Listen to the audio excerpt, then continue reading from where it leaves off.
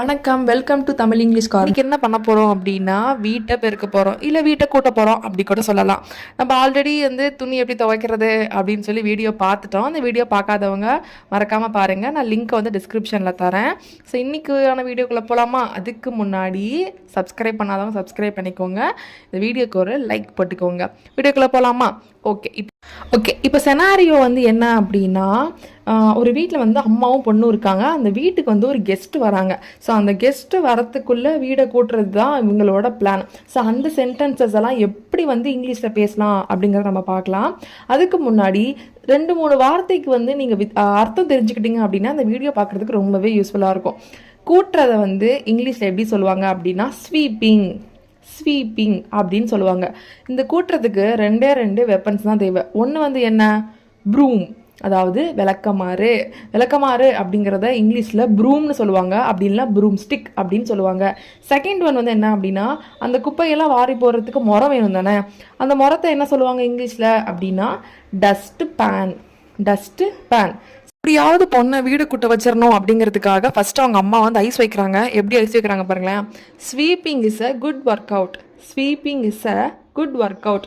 அதாவது இந்த மாதிரி கூட்டுறது நல்ல ஒரு ஒர்க் அவுட்டு, நல்ல ஒரு எக்ஸசைஸ் மாதிரி அப்படின்னு சொல்லி அவங்க அம்மா சொல்கிறாங்க. ஐஸ் வைக்கிறத புரிஞ்சிக்கிட்ட பொண்ணு, வேர் இஸ் த ப்ரூம் அப்படின்னா விளக்கமாறு எங்க அப்படின்னு அர்த்தம். ஐஸ் வைக்கிறத புரிஞ்சுக்கிட்டு விளக்கமாறு எங்க அப்படின்னு கேட்குறா. The broom is behind the door. முக்காவாசி பேர் வீட்டில் என்ன அப்படின்னா விளக்கமாற கதவுக்கு பின்னாடி வைப்பாங்க இல்லையா, அதை எப்படி சொல்லணும்? The broom is behind the door. behind அப்படின்னா பின்னாடி, behind the doorனா கதவுக்கு பின்னாடி அப்படின்னு அர்த்தம். இதே சப்போஸ் சில பேர் வீட்டிலலாம் ஏதாவது அலமாரிக்குள்ளேயோ அது மாதிரி வச்சுருந்தாங்க அப்படின்னா, the broom is in the closet. அலமாரிக்கு உள்ள இருக்கு. அப்போ என்ன போடணும்? in the closet அப்படின்னு போடணும். The broom is in the closet. We need to sweep before guest arrive. அவங்க வீட்டுக்கு கெஸ்ட் வராங்கன்னு நான் சொன்னேன் இல்லையா, அந்த கெஸ்ட் வரத்துக்கு முன்னாடி கூட்டணும் அப்படிங்கிறத எப்படி இங்கிலீஷில் சொல்லணும்? We need to sweep before guest arrive. we need to sweep அப்படின்னா நம்ம கூட்டணும். பிஃபோர் அப்படின்னா முன்னாடி. எதுக்கு முன்னாடி? கெஸ்ட் அரைவ்னா கெஸ்ட் வரத்துக்கு முன்னாடி. புரியுதா? அவங்க அம்மா கேட்குறாங்க என்ன பண்ணுற அப்படின்ட்டு. அந்த பொண்ணு சொல்கிறா, ஐம் ஸ்வீப்பிங்னா நான் கூட்டிகிட்டு இருக்கேன் அப்படின்னு அர்த்தம். Please sweep the entrance.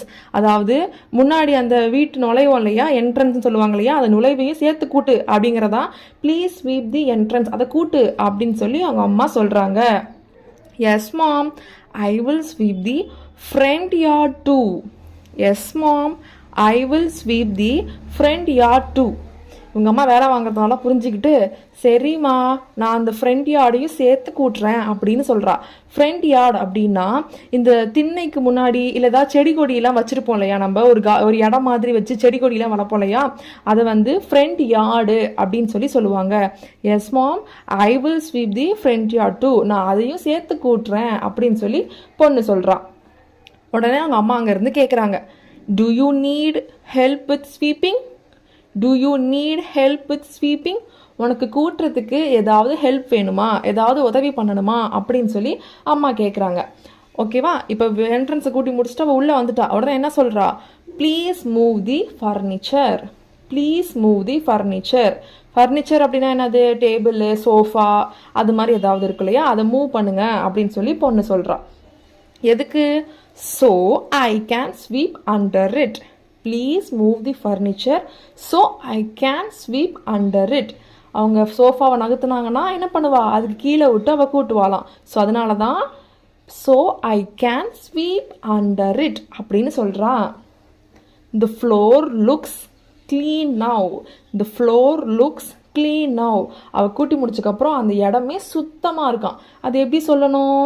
The floor looks clean now. அந்த தரையே சுத்தமாக இருக்கு இப்போ அப்படின்னு சொல்லி அந்த பொண்ணு சொல்கிறா. உடனே அவங்க அம்மா அங்கேருந்து சொல்கிறாங்க, don't forget to sweep behind the doors. Don't forget to sweep behind the doors. Don't forget to sweep அப்படின்னா என்ன அர்த்தம்? டோன்ட் ஃபர்கெட் அப்படின்னா மறந்துடாத அப்படின்னு அர்த்தம். டு ஸ்வீப் கூட்டுறதுக்கு மறந்துடாத. எங்கே மறக்கக்கூடாது? Behind the doors. நான் ஆல்ரெடி சொன்ன மாதிரி பிஹைண்ட் அப்படின்னா பின்னாடி, கதவுக்கு பின்னாடி அதை கூட்டுறதுக்கு மறந்துடாத அப்படின்னு சொல்லி அவங்க அம்மா சொல்கிறாங்க. Sweep up the trash behind the door. Okay, இது வரைக்கும் நம்ம ஸ்வீப் அப்படின்னா கூட்டுறதுன்னு பார்த்துட்டோம். இங்கே என்ன இருக்குது? ஸ்வீப் அப் தி ட்ராஷ் அப்படின்னு இருக்கு இல்லையா? ட்ராஷ் அப்படின்னாலும் குப்பை அப்படின்னு அர்த்தம். ஸ்வீப் அப் அப்படின்னா குப்பையை வாரி போடுன்னு நம்ம சொல்லுவோம் இல்லையா? அது எப்படி இங்கிலீஷில் சொல்லணும் அப்படின்னா sweep up the trash, sweep up the dust, அது மாதிரி எதாவது நம்ம சொல்லணும். ஸ்வீப் அப் அப்படின்னா என்னது? வாரி போடுறது. பின்னாடி டோருக்கு பின்னாடி இருக்கிற குப்பையை வாரி போடுன்னு அவங்க அம்மா சொல்கிறாங்க. வேற என்ன சொல்கிறாங்க?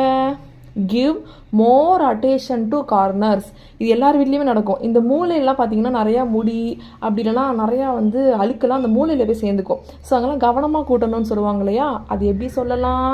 மூலையில் கவனமாக கூட்டு அப்படிங்கிறத give more attention to corners. Give more attention to corners அப்படின்னு சொல்கிறாங்க. நெக்ஸ்ட் உங்கள் அம்மா என்ன சொல்கிறாங்க பாருங்கள். Don't forget to sweep under the table. Don't forget to sweep under the table. அண்டர்னா என்னது? கீழேன்னு அர்த்தம். அண்டர் தி டேபிள்னா டேபிளுக்கு கீழே கூட்ட மறந்துடாத அப்படின்னு சொல்லி அவங்க அம்மா சொல்கிறாங்க. அதுக்கப்புறம் என்ன சொல்கிறாங்க? Arrange the curtains and mats properly. நம்ம ஸ்க்ரீன் துணின்னு சொல்லுவோம் இல்லையா? டோரில் ஏதாவது என்ட்ரன்ஸ்க்கு போட்டிருப்போம், அப்படி இல்லைன்னா ஜன்னல் இருந்துச்சுன்னா அதுக்கு ஸ்க்ரீன் துணி போட்டிருப்போம் இல்லையா? அது எப்படி சொல்லுவாங்க? கர்டைன்ஸ் அப்படின்னு சொல்லி சொல்லுவாங்க. அதுக்கப்புறம் கீழே மேட் போட்டிருப்போம், தொடச்சிட்டு வரணும் காலை அப்படிங்கிறது. அதெல்லாம் நீட்டாக அரேஞ்ச் பண்ணு அப்படிங்கிறத எப்படி சொல்லலாம் இங்கிலீஷில்? Arrange the curtains and mats properly. Arrange the curtains and mats properly. அடுத்தது அவங்க அம்மா கேட்குறாங்க, can you sweep the steps? Can you sweep the steps? Steps அப்படின்னா என்னது? படிக்கட்டு. அதை நீ கூட்டினியா? படிக்கட்டுலாம் கூட்டினியா அப்படின்னு சொல்லி அவங்க அம்மா கேட்குறாங்க. உடனே இவ என்ன பண்ணுறா? கடுப்பாயிட்டா இவ.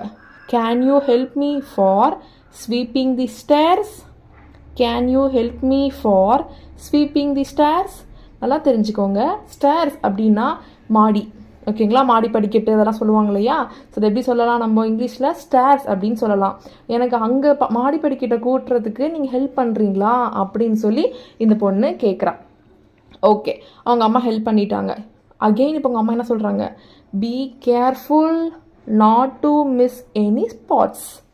Be careful not to miss any spots. இந்த கூட்டுறப்ப அங்கங்கே நம்ம விட்டுருவோம், தெரியாதனமாக நமக்கே அங்கங்கே ஒரு இது இருக்கும். அந்த மாதிரி எந்த ஸ்பாட்டையும் விட்டுறாத, எல்லாம் கேர்ஃபுல்லாக இரு, கவனமாக கூட்டு அப்படின்னு சொல்லி அவங்க அம்மா சொல்கிறாங்க. பாஸ் மீ த ப்ரூம் அப்படின்னு சொல்லி அவங்க அம்மா சொல்கிறாங்க. பாஸ் மீ த ப்ரூம் அப்படின்னா விளக்கமாத்த கொடு அப்படின்னு சொல்லி அவங்க அம்மா சொல்கிறாங்க. என்னாச்சு அப்படின்னா, there is a lot of dust here. There is a lot of dust here. இங்கே நிறைய தூசி இருக்குது அப்படின்னு சொல்கிறாங்க. அதுக்கப்புறம் கூட்டிகிட்டு இருக்கப்போ உங்கள் அம்மா என்ன சொல்கிறாங்க அப்படின்னா, the broom is worn out. The broom is worn out. அதாவது வார்ன் அவுட் அப்படின்னா இந்த விளக்கமாறுலாம் தேஞ்சு போச்சுன்னு சொல்லுவாங்க இல்லையா? தேஞ்சு போச்சு அப்படிங்கிறத வார்ன் அவுட் அப்படின்னு நம்ம சொல்லுவோம். The broom is worn out அப்படின்னா விளக்கமாறு தேஞ்சு போச்சு அப்படின்னு அர்த்தம். I need to buy a new broom. I need to buy a new broom. என்ன சொல்கிறாங்க அவங்க அம்மா? தேஞ்சு போச்சுல, அதனால் புதுசாக ஒரு விளக்கமாறு வாங்கணும் அப்படிங்கிறது தான் I need to buy a new broom அப்படின்னு சொல்லி சொல்கிறாங்க. Take the dust pan. Take the dust pan. Dust பேன்னா நான் ஆல்ரெடி என்ன சொன்னேன் அவங்கள்ட்ட? குப்பை வாரத்துக்கான ஒரு மரம் இருக்கு இல்லையா? அதுன்னு சொன்னேன் இல்லையா? அதை எடுன்னு சொல்கிறாங்க. குப்பை வார மரத்தை எடு அப்படிங்கிறத டேக் த டஸ்ட் பேன் அப்படின்னு சொல்லணும். Sweep up the trash. நான் ஆல்ரெடி சொன்னேன் இல்லையா? குப்பை வாடுறத இங்கிலீஷில் ஸ்வீப் அப் தி ட்ராஷ் அப்படின்னு சொல்லணும். அதே மாதிரி அவங்க சொல்கிறாங்க. அதுக்கப்புறம் சொல்லிட்டு போயிட்டாங்க போல அவங்க அம்மா. அங்கேருந்து கேட்குறாங்க, can you sweep up the trash?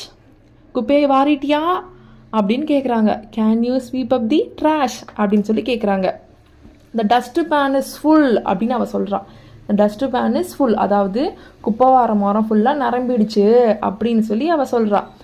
உடனே அவங்க அம்மா என்ன சொல்கிறாங்க, எடு டஸ்ட்பின் எடு, குப்பை தொட்டி இருக்கும் இல்லையா அதை எடுன்னு சொல்கிறாங்க. Take dustbin, put them in dustbin, அந்த குப்பையை அதுக்குள்ளே போடு அப்படின்னு அர்த்தம். புட் தெம் இன் டஸ்ட்பின், குப்பை தொட்டிக்குள்ளே அந்த வாரண குப்பையை போடு அப்படின்னு சொல்கிறாங்க. Can you sweep up the trash near the window, can you sweep up the trash near the window, ஜன்னல்கிட்ட இருந்த குப்பையை வாரணியா அப்படின்னு அவங்க அம்மா கேட்குறாங்க. Did you sweep the entire house அப்படின்னு கேட்குறாங்க. அப்படியே என்ன அர்த்தம், வீடு ஃபுல்லாக கூட்டிட்டியா அப்படின்னு கேட்குறாங்க. Did you sweep the entire house, அவள் என்ன சொல்கிறா, I have finished sweeping the hall, இப்போ தான் அவள் ஹாலே கூட்டி முடிச்சிருக்கா. I have finished sweeping the hall அப்படின்னு சொல்கிறா. அப்புறம் அந்த பொண்ணு வந்து அவங்க அம்மாட்ட கேட்குறா, how often do we need to sweep, how often do we need to sweep, நம்ம எத்தனை தடவை கூட்டணுத அப்படின்னு சொல்லி அவங்க அம்மாட்ட அவள் கேட்குறா. அவங்க அம்மா, the sweeping needs to be done daily, இந்த கூட்டுற வேலை டெய்லியுமே நடக்கணும் அப்படின்னு சொல்லி அவங்க அம்மா சொல்கிறாங்க. எப்படி சொல்கிறாங்க, the sweeping needs to be done daily அப்படின்னு சொல்கிறாங்க. கடைசியாக அவங்க அம்மா என்ன சொல்கிறாங்க பாருங்கள், can you sweep the leaves in backyard, backyard அப்படின்னா இந்த கொல்லைப்புறம் இல்லை கொல்லை பக்கம் அப்படின்னு சொல்லுவாங்க இல்லையா, வீட்டுக்கு பின்னாடி இருக்கிற அந்த கொல்லை இருக்குல்ல அதை வந்து பேக்யார்ட் அப்படின்னு சொல்லி சொல்லுவாங்க. அங்கே என்ன கண்டிப்பாக என்ன இருக்கும், மரம் செடி கொடியெல்லாம் இருக்கும், அதுங்க வந்து இலையெல்லாம் உதிரி இருக்கும். அந்த இதெல்லாம் வந்து கூட்டினியா அப்படின்னு சொல்லி அவங்க அம்மா கேட்குறாங்க. அப்போ தான் அவள் ஹாலே கூட்டி முடிச்சிருக்கா. அதுக்குள்ளே கொல்லைப்புறம் கூட்டினியா அப்படின்னு அவங்க அம்மா கேட்குறாங்க. Can you sweep the leaves in backyard, கொல்லைப்புறத்தில் இருக்கிற இலையெல்லாம் கூட்டிட்டியா அப்படின்னு சொல்லி கேட்குறாங்க. இவள் வீட்டில் வந்து ஹாலை கூட்டி முடிச்சுட்டு வரா. வந்து என்ன சொல்கிறா இவங்க அம்மா கிட்ட இவள் dialogue, I just clean the floor don't litre, I just clean the floor don't litre, I just clean the floor அப்படின்னா இப்போ தான் தரையெல்லாம் நான் க்ளீன் பண்ணேன், டோன்ட் லிட்டர் அப்படின்னு சொல்கிறா. டோன்ட் லிட்டர் அப்படின்னா குப்பை போடாத அப்படின்னு அர்த்தம். குப்பை போடாத அப்படிங்கிறத இங்கிலீஷில் டோன்ட் லிட்டர் அப்படின்னு சொல்லி சொல்லணும். இப்போ என்னாச்சு, கூட்டி முடிச்சிட்டா.